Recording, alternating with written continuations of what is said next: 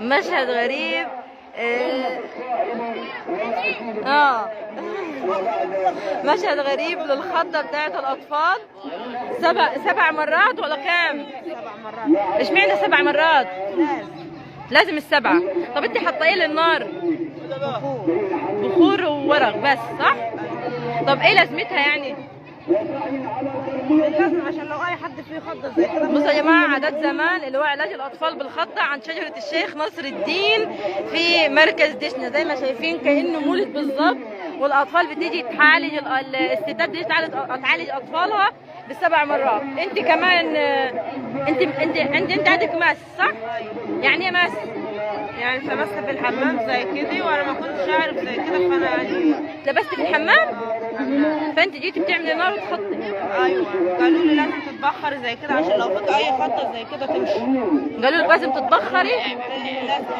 بصوا يا جماعه، عندنا حاله اللي هي بصوا الزحام اللي هي حصل لها مس في الحمام، فهي جت عملت النار عشان تخطي على النار وتتعالج منها عند الشجره.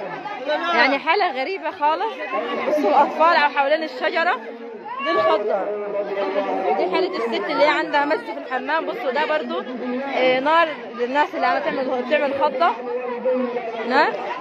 بصوا الاطفال حوالين الشجره اللي بتنزف دم شجره الشيخ نصر الدين. بصوا فين الماده اللي بتجيبوها؟ بصوا يا جماعه دي فين الماده؟ احنا عايزين نشوف بصوا الاطفال بتجيب الماده الحمراء، بتعالج هي فعلا. الماده دي جربتيها؟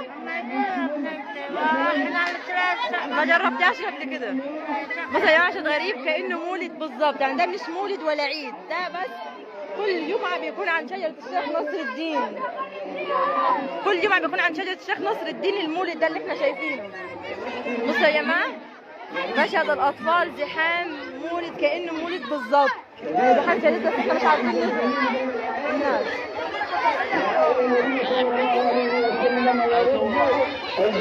يا جماعه المولد الشجره مشهد يعني مئات الناس هنا، الستات ورجاله واطفال عن شجره الشيخ نصر الدين. بيجي ياخدوا منها الورق عشان يستحموا يتباركوا بيه اللي عايزه تخلف او اللي عندها امراض جلديه. اللي عندها امراض جلديه بتاخد الماده. بصوا الاطفال بتجيب الماده الحمراء من الشجره اللي هو بيقولوا عليها دم.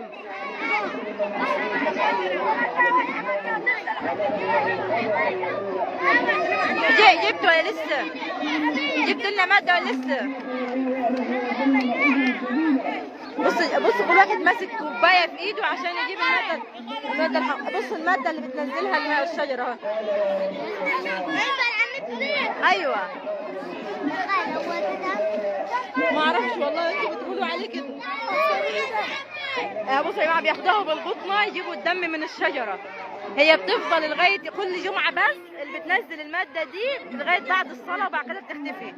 كل جمعه من الساعه 10 للساعه 2 هي والماده اللي بتنزل من الشجره، بس يوم الجمعه بس.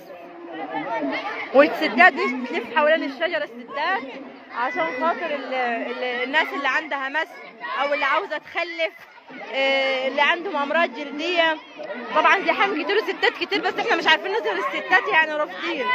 زي ما شفنا الست كان عندها مس من الحمام، اتلمست من الحمام وجايه هنا عملت النار اللي احنا شفناها وخطت عليها 7 مرات عشان تتعالج من المس عند الشجره. يعني كل حاجه عند الشجره اللي بيوزع مجانا. بصوا ده مش مولد والله العظيم ولا عيد، يعني احنا في العيد بيبقى زحمه، ده عند شجره الشيخ نصر الدين بيكون كل جمعه بيكون المشهد ده واضعاف كمان، لان في الصيف بيبقى زحمه اكتر من كده. شايفين الاطفال فوق الشجره خالص يعني. بصوا النار، بصوا يا جماعه النار هناك. بصوا الناس بتخطي زي ما شايفين الناس بتخطي ازاي. بصوا الناس بتخطي الخضه، ده علاج الخضه. الناس بتيجي هنا بتعالج الخضه.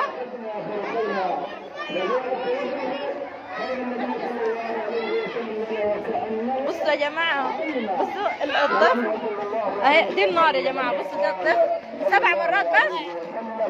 بصوا يا جماعه جاي عشان يعالج الخضه عند الشجره. حاطه ايه للنار؟ بخور بس. بصوا اهو يا جماعه خطينه. هو مخضوض ولا عنده حاجه غير خضه يعني؟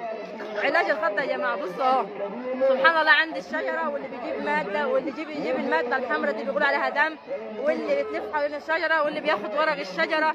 كل ده عن شجره الشيخ نصر الدين. بص الشجره يعني مشهد غريب مش موجود عن شجره الشيخ نصر الدين. الغريب في القصه ان في ناس هنا من الاقصر وناس من سوهاج وناس جايه من طنطا محافظه الغربيه، بس هم مش رافضين يظهروا، جايين ياخدوا الماده دي من الشجره عشان يعالجوا الامراض الجلديه بتاعتهم، وان عندهم حالات مس بيتعالجوا منها، لان في ناس بتستحمى بالورق بتاع الشجره دي. زي ما زحام غير عادي عن شجره الشيخ نصر الدين، اللي بتعالج من الخضه واللي بيلف حوالين الشجره واللي بيجيب الماده الحمراء. بص الاطفال فوق الشجره ازاي، دي الماده صح؟ بص دي الماده اللي بيجيبوها من الشجره، بتيجي كل جمعه هنا انتوا. طب هي عالجت الماده دي عالجتكم فعلا يعني؟ بص بياخد القطنه يروح يسحب في الماده وبعد كده يعصرها داخل العلبه دي. بص الاطفال مشهد غريب والله، اغرب مشهد انا يعني بشوفه. كنت هنا عند شجره الشيخ نصر الدين. يعني اعتقادات الناس عندها اعتقادات. ده مولد مش مولد، ده تجمع عند الشجره وعلاج الخضه. مشهد غريب مش هتشوفوه غير في محافظه قنا بالتحديد. عند دي النار يا جماعه بالبخور اهي، نار بالبخور لعلاج خضة الأطفال. دي نار برضو بالبخور عشان علاج الخضة. وكمان ايه ما يتعالجوش في البيت، لا لازم عن شجرة الشيخ نصر الدين، بيتباركوا بالشجرة بتاعت الشيخ نصر الدين. يعني سبحان الله مشهد زحام غير عادي، زحام غير عادي. أصوره عالجتوه الخضة؟ بتيجي كل جمعة هنا عند الشجرة؟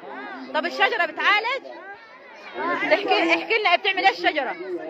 بعد القرآن لسه وحدها دم والعالم اول ما العيل بيمثلوا له ويعملوا بيصرفوا حاجه بالصلاه على النبي. تمثلوا له يعني اللي هو علاج الخضه. اللي هو علاج الخضه، بتجيبوا شويه البخور والورقه والمحواق يخش العيل ويروح يمشي من الخلع. العيل يركب كده وشه. يعني انت جربتيها فعلا الشجره بتعالج وكده؟ بتعالج سبحان الله. كان عيل تعبان ومسلول ثاني جمعه يبقى كده وشه. طب ايه قصه الست اللي هي مش بتخلف وتيجي تحمل هنا عند الشجره، يعني بتاخد ورق مشاهد عند الشيخ ولا مشاهد عند الشجره برضه. زي ما شايفين مولد عند الشجره يا جماعه، والله العظيم مولد. على كده قليله. انا شايفه ناس من طنطا هنا. الشجره صيتها سمع قوي. هي بتنزل الدم ده كل جمعه بس. ايوه كل جمعه بس. قبل طب الايام العاديه ما بتنزلش الماده دي يا جماعه؟ مشهد غريب والله انا مستغربه. لا ما تنزل الماده اول ما تيجي. يعني انا لو عندي جرح واخدت الماده دي حطيتها على الجرح يخف؟ جسمك لو في خلعه ولا مخدوده ولا حاجه تخف عليه. يعني طب احنا زي ما شايفين بصوا النار، يعني الناس هنا بتتعالج من الخضه ويتعالجوا عايزين يخلفوا بياخدوا يحمل عند الشيخ نصر الدين. والماده الحمراء اللي بتعالج الامراض الجلديه، الماده اللي هم بتقول عليها دم. تمشي من الحلمات تيجي تدعي للشيخ برضه. احنا شايفين واحده اتلمست من الحمام وجايه برضه للشجره هنا. طب انت بتخضي الطفل ازاي؟ كم مره؟ 7 مرات. ازاي؟ ورينا هنا على الدم. بصوا يا جماعه هنشوف الطفل بيتخض ازاي. بصوا الخضه علاج الخضه 1 2 3 4 5 6 7 هو يخاف؟ يعني جربتيها؟ انه بساعة على النار فهو بيتخض الخضه ترد الخضه الاولى. سبحان الله. بتيجي من كم سنه عند الشجره هنا؟ زمن من حيث الدنيا هنا على كل جمعه. ده احنا في العيد ولا المولد مش بنبقى زحمه كده. ده قليل؟ ده انا في ناس مش ظاهراها عشان النهارده قليل. والاطفال الناس مشيت الناس تلاقيها نتت من الساعه 10 من الساعه 10 للساعه 2. يبقوا في نفس التوقيت ده. انا والله هظهركم المشهد كامل عشان تستغرب، يعني ما يبقاش انا لوحدي مستغربه. بصوا يا جماعه، كل جمعه الست بتيجي وبتعالج الخطه وتعالج امراض جلديه واي حاجه. بصوا الزحام، زحام غير عادي والله، يعني تستغربوا معايا. تعالوا شوفوا الاطفال اللي طالعه فوق الشجره خالص. بصوا الاطفال بتجيب الماده الدم ده لاهاليهم. بصوا اهو، بصوا الاطفال، بصوا كل واحد معاه ازازه. تعالوا شوفوا ده، بصوا اهي يا جماعه، ده اللي انت جايبها من الشجره صح؟ بصوا ده يا جماعه بيقولوا عليه دم، دي الماده اهي نزلوها من الشجره. بتجيبها ازاي من الشجره؟ بتجيب قطنه اسفنجه وبتحطها في الشجره وتعصرها، بتعالج ايه. بصوا يا جماعه اهي اسفنجه، بصوا بيعمل ايه اهي. يعني اغرب مشهد واغرب قصه دي قصه الشيخ ناصر الدين اللي اتعملت عليها تجارب من علماء كتير على الماده، وكشفوا ان هي الماده دي بتعالج امراض جلديه فعلا، بس مش دم، لان ريحتها زي ريحه المسك بالظبط. بصوا الاطفال يا جماعه ايه بتجيب الماده، اوعى توقع يا بابا. بصوا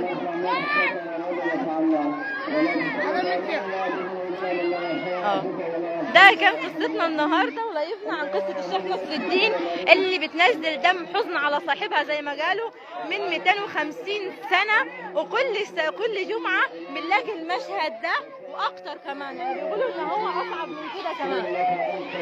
واستنونا في لايف جديد. كانت معكم سمر مكي من محافظه قنا، دمتم في رعايه الله.